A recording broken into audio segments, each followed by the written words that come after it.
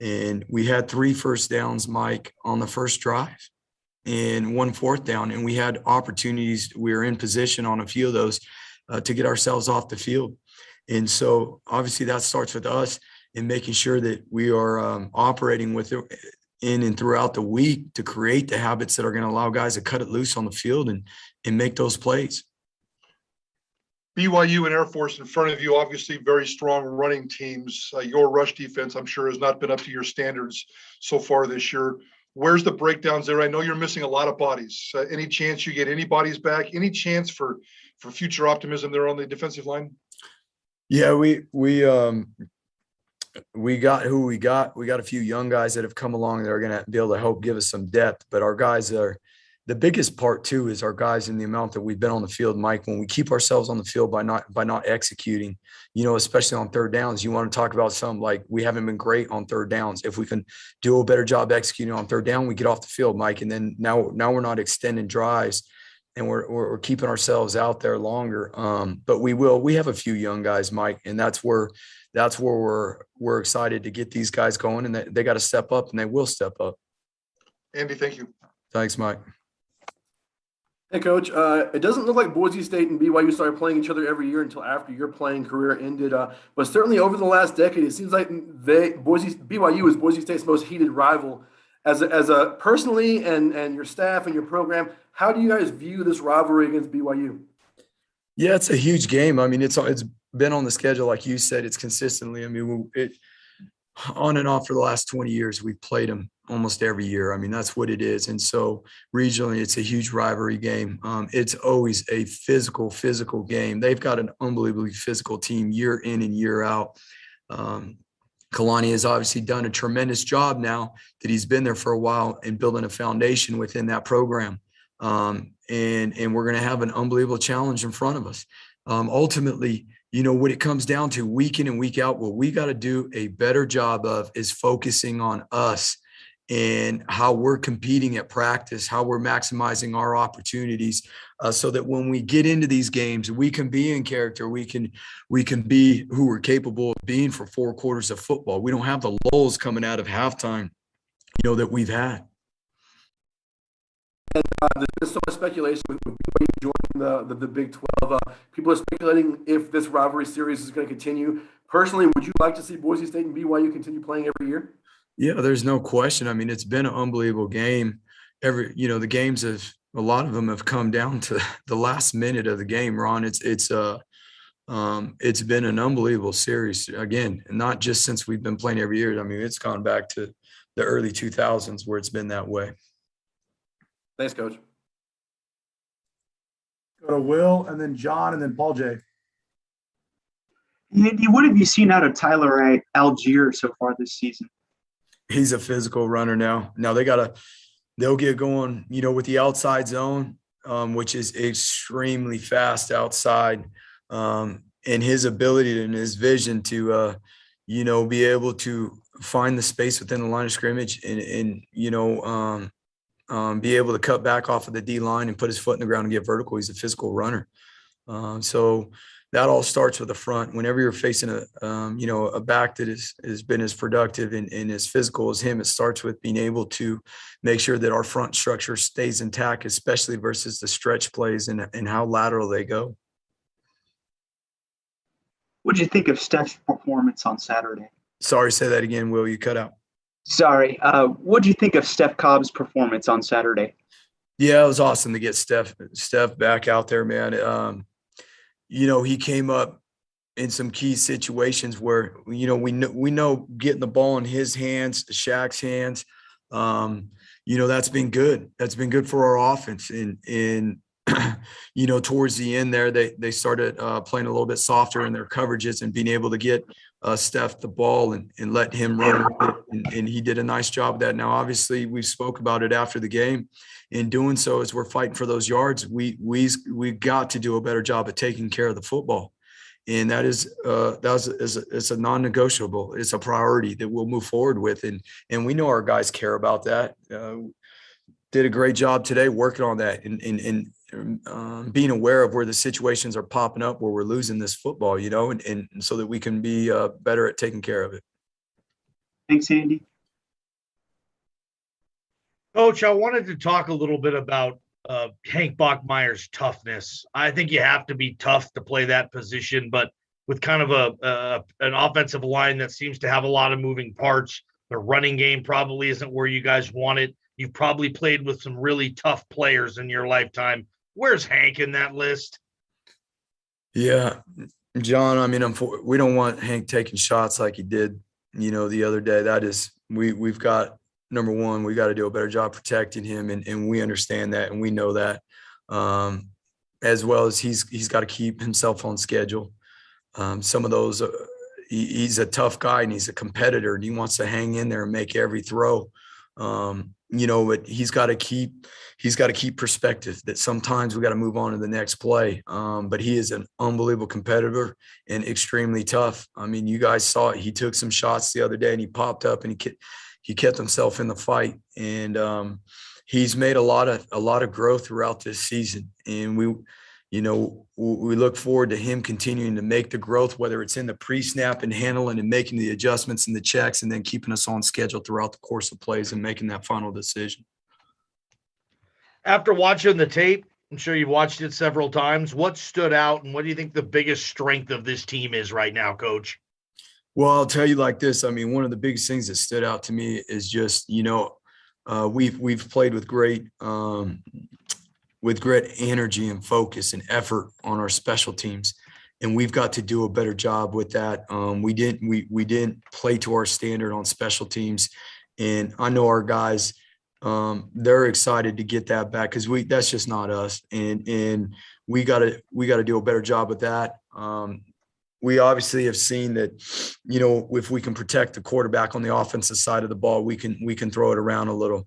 We felt like, on Saturday, it was our best run output. It doesn't show obviously in the snaps, in the runs because of the snaps, right, John? So we felt like some of the things that we were able to do in the run game fits the personality of the players we have. Thanks, Coach. Coach, what does BYU do defensively that concerns you?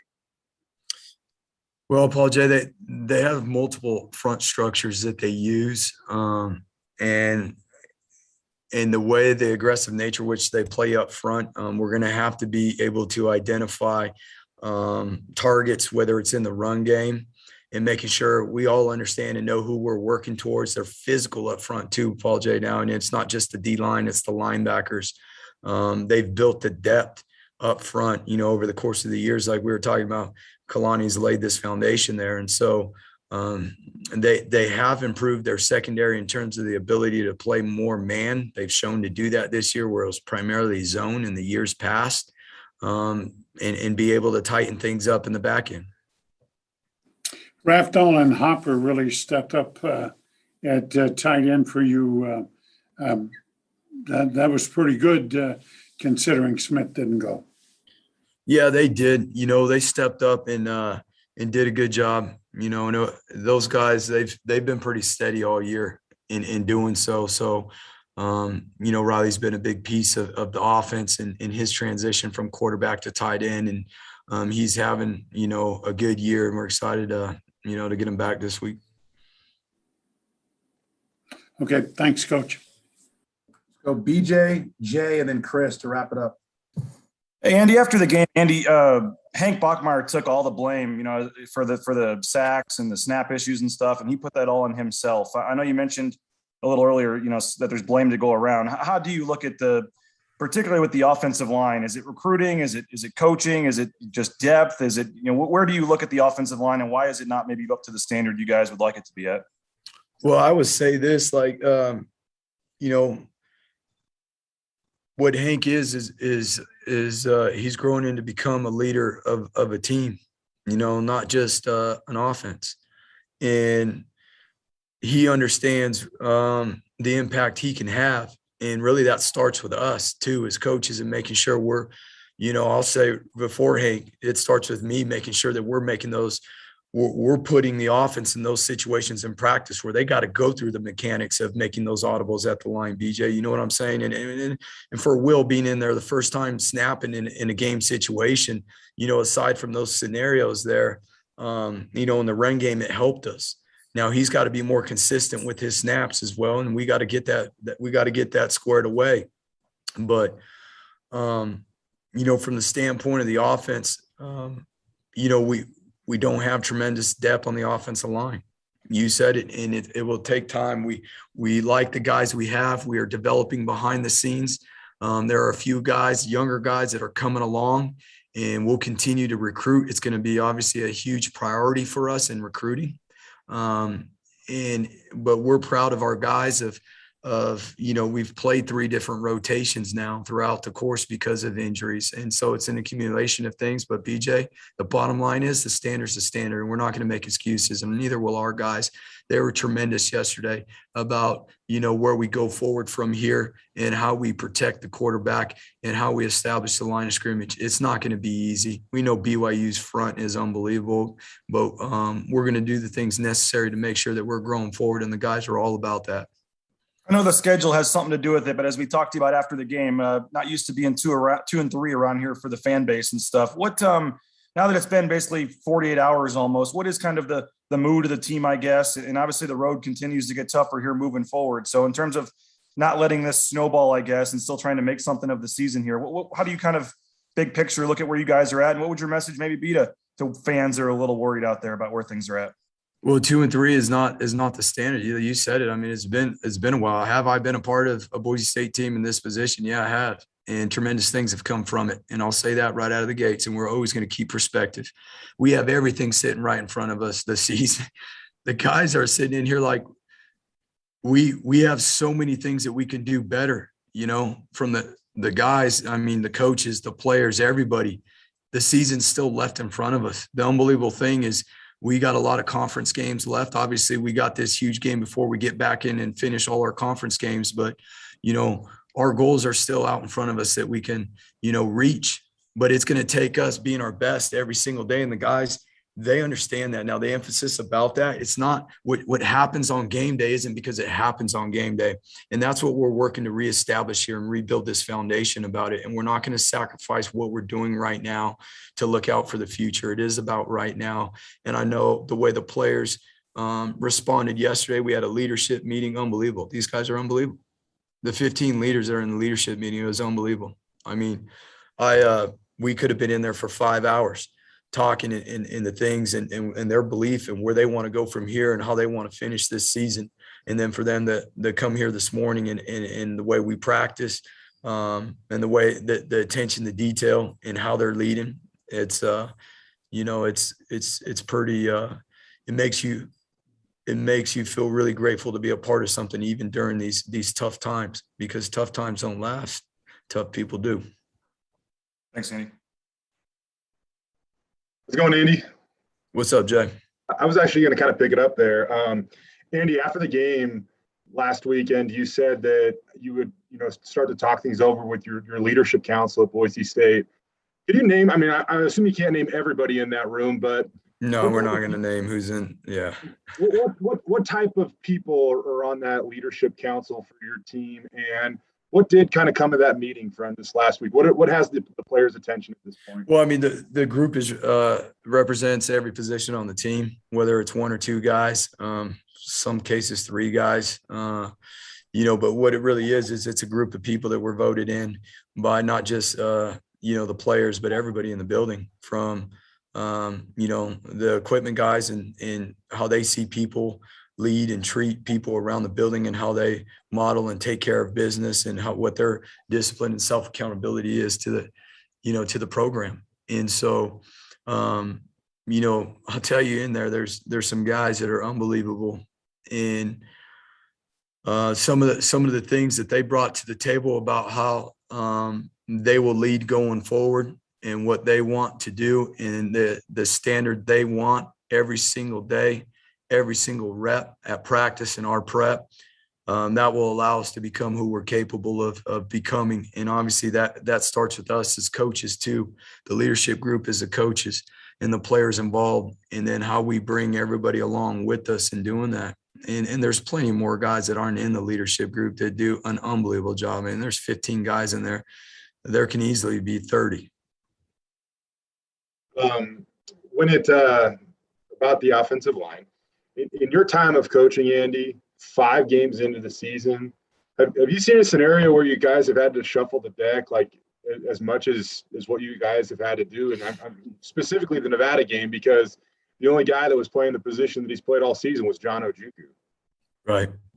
You know what? Sometimes, the circumstances call for finding the best situation. And, we obviously gave up too many sacks. Again, that's not all on one person. That is not all on one group. That's a team deal. Why those things happen, again, it can come down to timing of making sure we get the ball off. It can come down to not IDing the pressures of the right blitzes, or simply, Jay, not winning a one-on-one matchup and not giving Hank time and protecting him. So I'll say this. I mean, there's no one that wants to protect Hank more, than myself and then the coaches. And I'll tell you what, that O-line wants to protect him. And they made that very clear, whether it's him, Jack, whoever it be standing back there, the tailbacks when they're in Wildcat. That they got those guys, their purpose, and they understand what the standard is, and they're going to work to continue to keep growing with whoever that looks like, out there. Thank you, Andy.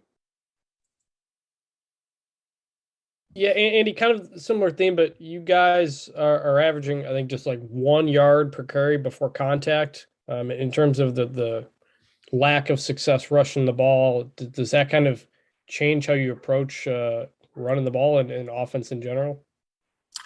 Well, you know what? I mean, we got to be able to move the line of scrimmage, Chris. I mean, to your point, that's why that's happening, right? Number one, we got to be able to target. We got to be able to target who we're working on and who we're working together with. And that starts with creating consistency within the guys that are playing next to each other. And going to Jay's question, and some of these other guys, the consistency of getting guys playing together and working together is everything. Now, at the end of the day, it comes down to physicality and mentality, and that's where we got to continue to improve. And at the end of the day, the game starts at the line of scrimmage. So we believe in the last couple of games, we found some concepts that fit our personality of our players and our guys that we can continue to grow on. And you guys are throwing the ball more than running it. How much of that is just the way Tim likes to run his offense versus adapting to kind of the situation you're in with the line? Yeah, I think it's a combination of both, Chris. I think it is a combination of both. Plow's been very successful in the past game and in the previous places he's been, but at the same time too, we can't be dropping back, and passing the whole game. And we understand that and know that as well. Again, we feel like we've identified certain schemes that fit our personnel, and that we can continue to build off of that as we move through the course of the year. I know we're halfway through the year and the record isn't what the standard is, not for us as coaches, players, as a program. We know that, but there's a whole lot of football left in front of us, and we're excited about, where we're going to grow from here, again, with our goals still sitting on the table in front of us. All right, Andy, thanks for the time. So I saw in the comments there's some people that came in late or whatever. Sorry, guys, we got started early. We always try to get going a couple minutes early, okay? Apologize for that. We'll see you guys.